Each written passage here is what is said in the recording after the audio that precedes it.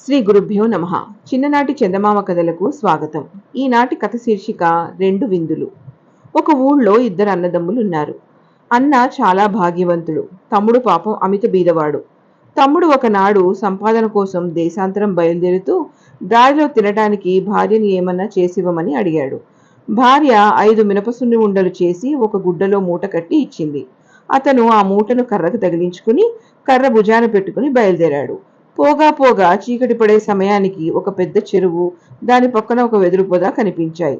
ఆ చెరువులో కాసిన నీళ్లు తాగి భుజం మీది మూటను వెదురు పొదలో ఒక గడప తగిలించి ఆ రాత్రికి అక్కడే పడుకుని నిద్రపోయాడు. కొంత పొద్దెక్కితే కాని అతనికి మెలకు రాలేదు. తీరా అతను లేచేసరికి రాత్రి మంచుకి తడిసి వంగి ఉండిన వెదురుగడ ఎండకు పైకి నిలబడి ఉన్నది. దానితో పాటు అతని మినిపిసున్న ఉండల మూట కూడా పైకి వెళ్ళింది.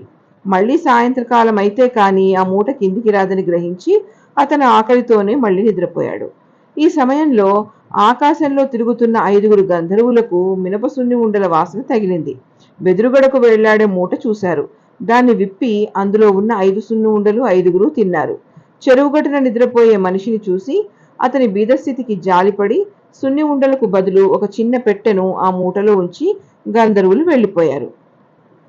అతను లేచేసరికి సాయంకాలం అయింది. వెదురుగడ కిందకి వంగి ఉంది. ఆకలి దహించుకుపోతుండడం వల్ల అతను ఆత్రంగా మూట దించుకుని విప్పి చూసేసరికి ఒక పెట్టె కనిపించింది. అతను ఆశ్చర్యంతో దాని మూత తెరిచాడు.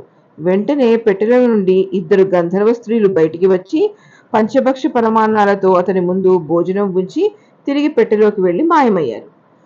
అతను భోజనం చేసిన సంతోషంతో పెట్టె తీసుకుని ఇంటికి వెళ్లి భార్యకు సంగతంతా చెప్పాడు. మర్నాడతను ఊళ్ళో వాళ్ళందరినీ పిలిచి పెట్టె సహాయంతో అందరికీ మంచి విందు ఇచ్చాడు. వచ్చిన వారంతా పెట్టెను గురించి వింతగా చెప్పుకుంటూ వెళ్ళిపోయారు. తమ్ముడికి కలిగిన ఈ అదృష్టం గురించి భాగ్యవంతుడైన అన్నకు అసూయ కలిగింది. పెట్టె దొరికిన వృత్తాంతమంతా అన్న తమ్ముడి వల్ల తెలుసుకున్నాడు. భార్య ప్రోద్బలం వల్ల అటువంటి పెట్టె తాను కూడా సంపాదించుకు రావాలనుకున్నాడు.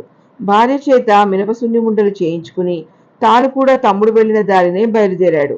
వెళ్లి అతను కూడా చెరువు దగ్గర చేరుకున్నాడు. వెదురుపొడకు మూట తగిలించి పడుకుని నిద్రపోయాడు.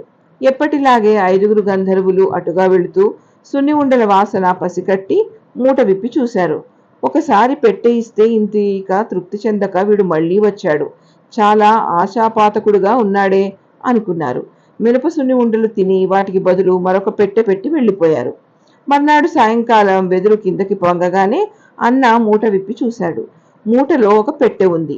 తన కల నెరవేరిందని ఎంతో సంతోషంతో పెట్టెతో సహా ఇంటికి వచ్చి భార్యకు చూపించాడు. వారి ఆనందానికి అవధుల్లేవు.